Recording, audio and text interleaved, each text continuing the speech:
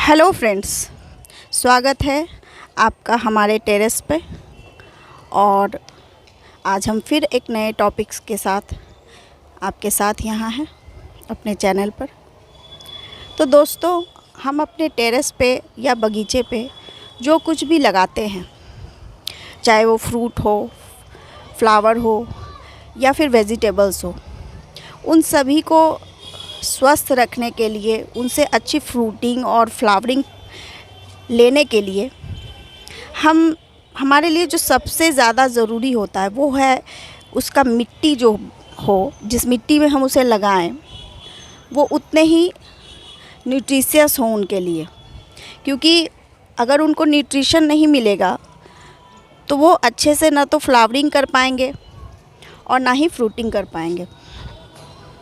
तो इसके लिए बहुत आवश्यक है कि हम जो भी चीज़ लगाएं, चाहे वो वेजिटेबल लगाएं, फ्रूट लगाएं या फ्लावर ही क्यों ना लगाएं, उन सभी को लगाने के लिए हमें जो मिट्टी चाहिए उसका चुनाव हमको अच्छे से करना होगा। तो आइए हम आज इसी टॉपिक पर डिस्कस करने के लिए अपने चैनल पर उपस्थित हैं। तो स्वागत है दोस्तों आपका सिखा नेस्ट पे। और वीडियो शुरू करने से पहले आप इस चैनल को लाइक करें, सब्सक्राइब करें और शेयर अवश्य कर दें, क्योंकि आप जितने अधिक से अधिक लोगों को शेयर करेंगे उतनी ही अधिक लोगों को ये जानकारी मिल सकेगी। तो आइए दोस्तों हम शुरू करते हैं। तो फ्रेंड्स, अभी आपके सामने देख पा रहे होंगे आप कि ये मिट्टी है। तो हम आज ये देखने जा रहे हैं कि अपने फ्रूट्स और फ्लावर्स वगैरह के लिए हम मिट्टी कैसे तैयार करें कि उनसे हम ज़्यादा से ज़्यादा फ्लावरिंग ले सकें या फ्रूटिंग ले सकें, या वेजिटेबल अगर हम लगा रहे हैं तो वो उसकी मिट्टी को ज़्यादा से ज़्यादा न्यूट्रिशन मिल सके, ताकि अच्छे से अच्छे पैदावार हमें प्राप्त हो सके। तो इसके लिए सबसे पहले जो चीज़ हमें चाहिए होती है वो है मिट्टी। ये देख पा रहे होंगे, ये मिट्टी गार्डन सॉइल है। ये जो खेत की मिट्टी होती है, ये अलग अलग क्षेत्रों में अलग अलग कलर की आपको मिलेगी। कहीं काली मिट्टी आपको मिलेगी तो कहीं ब्राउन कलर की, जैसे ये मिट्टी आप देख रहे हैं, और कहीं कहीं आपको रेड सॉइल भी मिलती है। तो ये मिट्टी मैं कह सकती हूँ कि ज़्यादा चिकनी भी नहीं है और ज़्यादा पोरस भी नहीं है।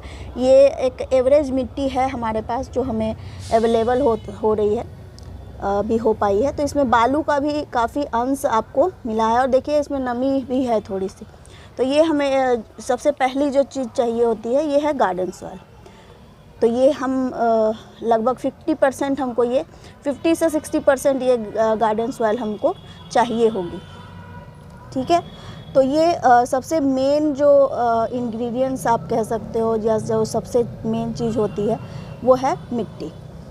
अब इसके बाद जो हमें सबसे पहले चाहिए होती है वो है गोबर की खाद। ये देखो, ये है बिल्कुल गोबर की सड़ी हुई खाद, या कंपोस्ट आप कह सकते हो। तो ये हम लगभग 30% से 20% हम इसको मिट्टी में मिलाते हैं, और इससे जो न्यूट्रिशन होता है वो काफ़ी हद तक मिल जाता है। और मिट्टी में शुरुआत में ही अगर हम इसको अच्छे से मिला दें तो हमें और फिर बाद में कुछ भी मिलाने की ज़्यादा आवश्यकता नहीं होती है। तीसरी जो सबसे इम्पॉर्टेंट चीज़ है वो है रेत। ये देखिए, ये है रेत। जैसा कि आप देख पा रहे होंगे, ये बालू है। बहुत जगह पे इसको बालू कहते हैं, रेत कहते हैं, बजरी भी कहते हैं। ये आप मोटी भी ले सकते हैं और महीन भी ले सकते हैं। इसको आप थोड़ी मात्रा में मिट्टी में ज़रूर मिलाएं। इसको मिलाने से क्या होता है दोस्तों, कि इससे मिट्टी जो है बहुत ही पोरस हो जाती है। एयर वैक्यूम्स बन जाते हैं मिट्टी में, और पानी बिल्कुल ही नहीं रुकता है, और मिट्टी बहुत ही आपकी भुरभुरी रहती है, उसमें कभी भी चिपकती नहीं है आपस में। ये काफ़ी अच्छे तरीके से मिट्टी आपकी बनी रहती है। इसके अलावा जो ये 3 जो इंग्रेडिएंट्स हैं ये सबसे ज़्यादा इम्पोर्टेंट होते हैं। जैसे ये मिट्टी हो गई हमारी, ये हमारा काऊ डंग हो गया, सड़ी हुई गोबर की खाद, और ये हमारा बालू। तो बालू बहुत थोड़े मात्रा में मैंने लिया है, क्योंकि हमारी मिट्टी पहले से ही बलुई है, ज़्यादा चिकनी नहीं है। इसमें बालू की मात्रा काफ़ी मिली हुई है, इसलिए इसमें बालू हम कम मिलाएंगे। इसके अलावा हम किचन कंपोस्ट का भी यूज़ करेंगे। ये हमारे पास किचन कंपोस्ट है जो मैं अपने घर पे ही तैयार करती हूँ।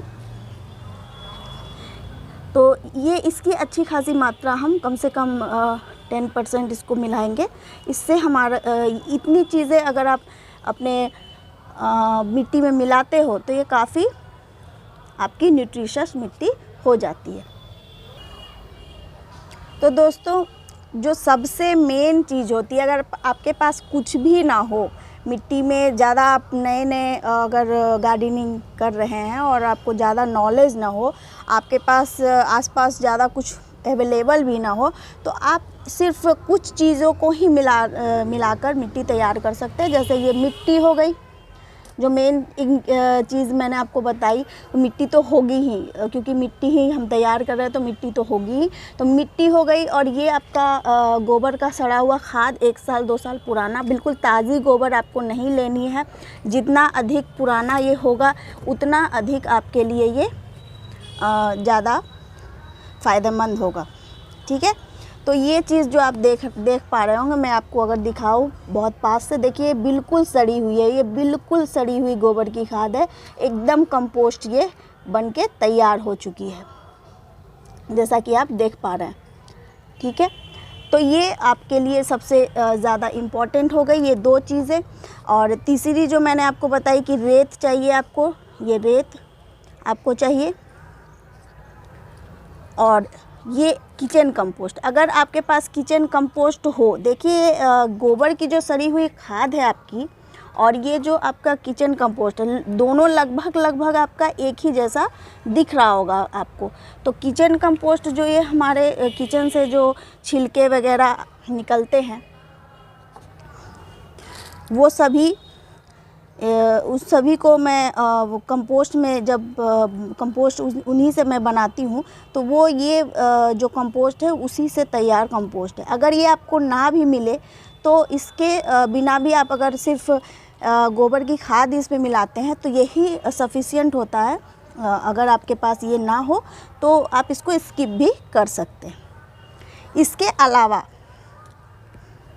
अगर आप मिलाना चाहते हैं तो कुछ अन्य चीज़ें, जैसे कि मैं अभी मिला रही हूँ, वो मैं आपको अलग से बताऊँगी, लेकिन आप वो अपने चॉइस के अनुसार से मिला सकते हैं। जो आपको अवेलेबल होता है वो आप मिलाइए, जो नहीं अवेलेबल होता है वो बाद में भी आप अपने गमलों में या मिट्टी में या क्यारियों में या फिर बगीचे में उसको मिक्स कर सकते हैं मिट्टी में, उसके लिए कोई भी रिस्ट्रिक्शन नहीं है।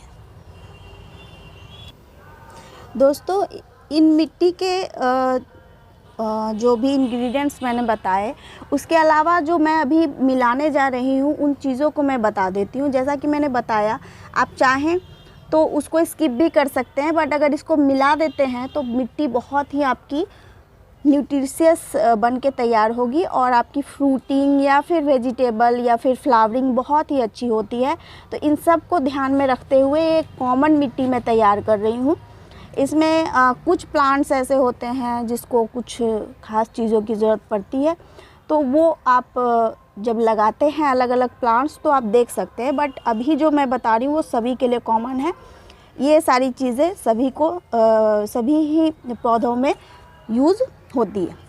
तो मिट्टी, गोबर की खाद और किचन कंपोस्ट और रेत के अलावा जो मैं अभी मिलाने जा रही हूँ वो है, ये देखिए, सरसों की खल्ली। सरसों की खल्ली, तो ये देख रहे हैं आप कि ये मेरे पास पाउडर फॉर्म में नहीं है, ये मुझे ऐसे ही मिला है। तो आप ऐसे भी मिला सकते हैं, अगर आपके पास इसका पाउडर फॉर्म हो तो आप इसको ऐसे भी मिला सकते हैं। तो ये आप देख रहे हैं कि मेरे पास इस तरह से छोटे छोटे मैंने इसको टुकड़ों में बदल लिया। जब आप इसमें मिट्टी में मिलाइएगा और वाटरिंग कीजिएगा तो ये फिर वापस मिट्टी में धीरे धीरे मिलकर मिक्स हो जाएंगे। आप इसको पाउडर फॉर्म में भी ले सकते हैं और चाहें तो इसको आप ऐसे भी छोटे छोटे टुकड़ों में मिक्स कर सकते हैं। तो ये आपकी पहली चीज़ हो गई। इसके अलावा आप ये देखिए, ये है नीम की खली। ये देखिए नीम की खली, इसको डालने का जो मेन पर्पस होता है ये होता है कि इसको डालने से जो कीड़े वगैरह होते हैं वो मिट्टी में बिल्कुल भी नहीं लगते हैं। और इसको बस ज़्यादा नहीं, हमें 1-2 मुट्ठी ही लेना। आप देख सकते हैं मैंने ग्लास में लिया है तो बहुत थोड़ी सी क्वांटिटी है। तो ये थोड़ी सी क्वांटिटी है, ये काफ़ी असरदार होती है। इससे दीमक वगैरह जो होती है मिट्टी में नहीं लगते हैं। तो इससे हमारे अगर सब्जी हैं तो सब्जी भी बहुत स्वस्थ रहता है, कीड़े मकोड़ों से बचा रहता है, और प्लांट भी है तो वो कीड़ों से बचा रहता है। इसके बाद जो तीसरी चीज़ है वो है हमारी बोन मिल। बोन मिल इसमें मिलाने से इसको कैल्शियम की जो कमी होती है प्लांट्स को वो पूरी हो जाती है। मिट्टी में पूरी प्रचुर मात्रा में कैल्शियम होता है। अगर आप ये नहीं मिलाना चाहते, बहुत से लोग नहीं मिलाते हैं, तो उस केस में आप रॉक फॉस्फेट का यूज़ कर सकते हैं, या फिर जो पत्थर का चूरा होता है वो आप यूज़ कर सकते हैं। इसकी मात्रा अगर थोड़ी बढ़ भी जाती है मिट्टी में तो कोई दिक्कत नहीं है। उसके अलावा आप एक फंगिसाइड पाउडर कोई भी जो अच्छा सा ट्राइकोडर्मा, या फिर मैंने साफ़ का यूज़ किया है। यहाँ पे साफ़ नाम करके आता है, ये मैंने उसका यूज़ किया है। तो इसको मैं लगभग 1 चम्मच के आसपास इसको मिट्टी में मिलाऊंगी। इससे भी टर्माइट्स वगैरह का अटैक नहीं रहेगा। ये हल्दी है, इसको आप नेचुरली अगर आपके पास नहीं भी है किसी प्रकार का कोई फंगिसाइड वगैरह पाउडर, तो आप हल्दी 1 से 2 चम्मच मिट्टी में मिला सकते हैं। इससे चींटियाँ वगैरह मिट्टी में नहीं लगती हैं और ये बहुत ही असरदार होता है। इसके अलावा मैंने थोड़ी सी लीफ कंपोस्ट ली है। ये पूरी तरह से कंपोस्ट अभी नहीं तैयार हुई है, पर मैं इसको मिट्टी में मिलाऊंगी। तो दोस्तों, अब मैंने आपको सारी चीज़ें बता दी कि मैं क्या मिलाने वाली हूँ, और अब मैं मिट्टी तैयार करके आपको दिखाती हूँ। सबसे पहले फ्रेंड्स, आप ये देखिए, मैं मिट्टी में ये जो हमारे पास कंपोस्ट है गोबर की, इसको मैं मिला रही हूँ। ये अच्छे से मैंने इसमें मिला दिया है। इसके बाद मैं इसमें ये रेत मिला रही हूँ, क्योंकि मेरी मिट्टी, तो ये जो मिट्टी है मेरी पहले से थोड़ी सी बालू मिक्स है इसमें, तो इस वजह से मैं इसमें बालू थोड़ा कम ही मिला रही हूँ।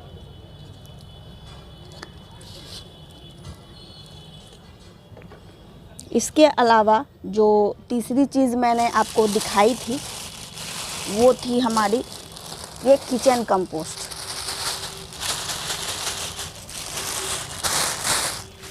ये हमने किचन कंपोस्ट इसमें मिला दिया है। जो ये देखिए बहुत अच्छे से ये सड़ के तैयार हुई है कि किचन कंपोस्ट, और मैंने एक बार में ही काफ़ी सारे किचन कंपोस्ट बनाए थे, और अभी भी बहुत सारा किचन कंपोस्ट मेरे टेरेस पे पड़ा हुआ है, और मैं इनको यूज़ करती हूँ थोड़ा थोड़ा करके। तो इस तरह से इसमें हम मिला रहे हैं। और अब देखिए, ये जो छोटे छोटे कहीं पर अगर मिट्टी में पत्थर के या टुकड़े वगैरह आपको मिल जाए तो इसको आप हटा दीजिए। अब ये जो 3 चीज़ मैंने आपको 4 चीज़ बताई, कंपोस्ट, मिट्टी और ये किचन कंपोस्ट और गोबर की खाद, ये सबसे मेन है। इतनी मिट्टी भी अगर आप तैयार कर लें तो ये आपके लिए सफिशिएंट है। इसमें आप कुछ भी लगाते हैं तो सब कुछ आपका अच्छे से ग्रो करेगा, अच्छे से वो फ्रूटिंग करेगा, फ्लावरिंग करेगा।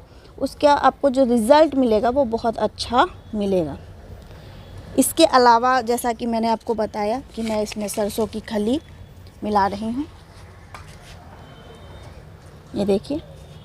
और ये हमारा नीम का खली, ये देखिए 1 मुट्ठी और ये 2 मुट्ठी। तो ये 2 मुट्ठी मैं इसमें मिला रही हूँ। 2 मुट्ठी से ज़्यादा इसकी ज़रूरत नहीं पड़ेगी। नेक्स्ट जो चीज़ है वो है हमारा बोन मील।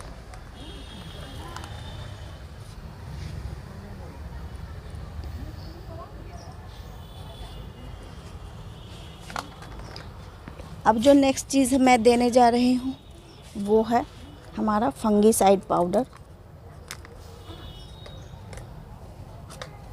जिससे कि किसी तरह के कीड़े मकोड़ों का प्रकोप मिट्टी में ना हो। और मैं थोड़ी सी हल्दी भी मिला रही हूँ इसमें, लगभग 2 चम्मच के आसपास, क्योंकि मिट्टी मेरी बहुत ज़्यादा है।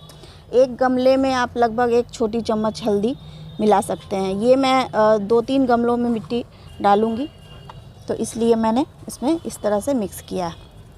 इसके अलावा मैं यहाँ पर एक और चीज़ यहाँ पे ऐड कर रही हूँ। वो इसलिए ऐड कर रही हूँ, ये आप टोटली स्किप कर सकते हैं। ये मैं इसमें थोड़ी सी यूरिया मिला रही हूँ। इसकी ज़रूरत हालांकि पड़ती नहीं है, पर मैं मिला रही हूँ क्योंकि मेरे जो प्लांट है भी बहुत ही ज़्यादा छोटे हैं, तो इनको एक अच्छी ग्रोथ मिले, उसके लिए मैं यूरिया ये मिक्स कर रही हूँ। बस थोड़ी सी, बस 1 चम्मच के आसपास मैं ये इसको मिट्टी में मिला रही हूँ। इसको आप बिल्कुल स्किप कर सकते हैं, ये कोई आवश्यक आपको नहीं है कि आप मिलाएं। अलावा जो एक और चीज़ मैंने आपको बताई थी, ये है लीफ कंपोस्ट।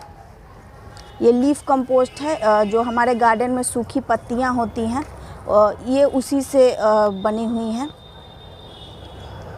तो ये पूरी तरह से डिकम्पोज नहीं है, बस लेकिन फिर भी इसको मैं यूज़ करूँगी।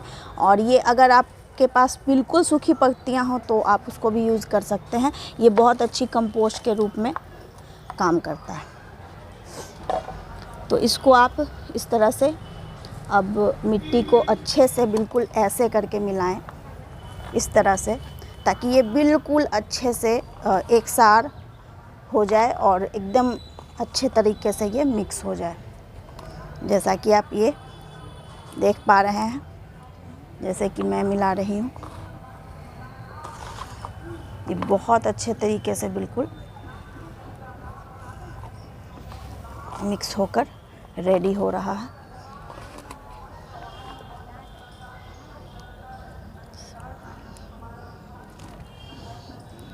अगर आपके मिट्टी में कोई धागा वगैरह या कुछ ऐसा हो तो आप उसको बिल्कुल अच्छे से निकाल दीजिए और इसको बिल्कुल अच्छे से आप मिलाइए, ताकि कहीं पर भी कोई लूप ना हो। बिल्कुल सारी जो सामग्री है वो अच्छे से इसमें मिल जाए।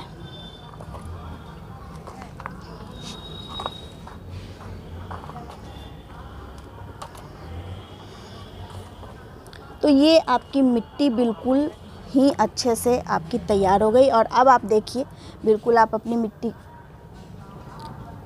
अब देखिए मिट्टी बिल्कुल पोरस है और कितनी भुरभुरी हो गई है। पहले जब मैं मिट्टी ले रही थी तो वो मिट्टी थोड़ी सी नमीदार थी, और अभी देखिए बिल्कुल ही भुरभुरी है मिट्टी और एकदम ये न्यूट्रिएंट्स रिच हो गई है। इसमें हम जब अपनी सब्जियां लगाएंगे या फ्लावर्स लगाएंगे तो वो बहुत अच्छे से ग्रो करेंगी और उनका जो रिज़ल्ट हमें मिलेगा वो बहुत ही अच्छा होगा, बहुत ही फ्रूटफुल रिज़ल्ट हमें प्राप्त होगा।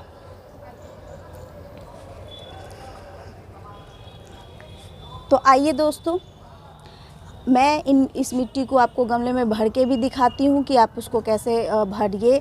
मिट्टी मैंने तैयार करके दिखा दी है, मैं गमले में भर के भी आपको दिखाती हूँ। अब देखिए, ये हमारे पास एक छोटा सा गमला है, मैं इसी में आपको भर के सिर्फ दिखा रही हूँ। मैं सिर्फ प्रोसेस बता रही हूँ आपको कि कैसे इसको करना चाहिए। तो आप सबसे पहली जो चीज़ है गमले में, आप देखिए इसमें देख पा रहे होंगे कि इसमें होल आपको दिख रहा होगा। गमले में इधर होल बने हुए हैं, तो होल का होना बहुत ज़्यादा ज़रूरी होता है गमले में। जब आपके होल से पानी निकलना ज़रूरी होता है, तो उसके लिए हम या तो इसके होल्स पर इस तरह से ठिकरी देते हैं, या अगर ठिकरी आपके पास ना हो तो आप इस तरह से जो हमारे घर में देखिए करेले के कुछ पुराने लत थे जो सूख गए थे, जो कंपोस्ट के लिए मैंने रखे, तो उसको भी आप इस तरह से अच्छे से इसमें डाल सकते हैं। इस तरह से मैंने इसमें डाल दिया है इसकी जो नीचे बॉटम में। इससे क्या होगा कि ये जो पानी का जो बैलेंस है वो अच्छे से बना रहेगा। तो ये एक इम्पॉर्टेंट स्टेप है गमले में कि कोई भी चीज़ आप लगाइए, चाहे फ्लावर लगाइए, फ्रूट लगाइए या वेजिटेबल, इसके सभी के लिए ये स्टेप आपको करना पड़ेगा। इसमें एक ठिकरी डालनी होगी और ये मैंने एक्सेप्शनल दिया है, ये आप कर भी सकते हैं, नहीं भी कर सकते हैं। अदरवाइज़ आपके घर में जो नारियल के छिलके होते हैं, वो बड़े बड़े नारियल के जो रेसे होते हैं, तो उसको आप फेंक देते हैं, वो भी आप रख सकते हैं, उसको भी आप नीचे में डाल सकते हैं अगर आपके पास ठिकरी ना हो। तो ये डालने के बाद आपके जो पोर्स होते हैं, नीचे जो छेद होते हैं, वो ब्लॉक नहीं होते।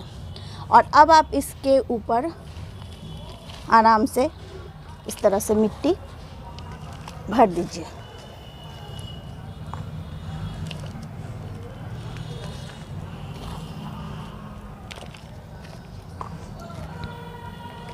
जैसा कि आप देख पा रहे हैं, ये मिट्टी बिल्कुल अच्छे से भर गई है और ऊपर से लगभग 1 से 1.5 इंच का स्पेस हमको छोड़ देना है ताकि हम जो वाटरिंग करें वो देखिए, आप उंगली से भी देख सकते हैं। आप एक पोर के बराबर यहाँ पे उंगली से आप देख सकते हैं कि मिट्टी नीचे होनी चाहिए। बिल्कुल आप इस तरह से आप एकदम ऊपर तक मिट्टी नहीं भरनी चाहिए, ठीक है। ये जो है ये स्टेप गलत है। ये आपको मिट्टी ये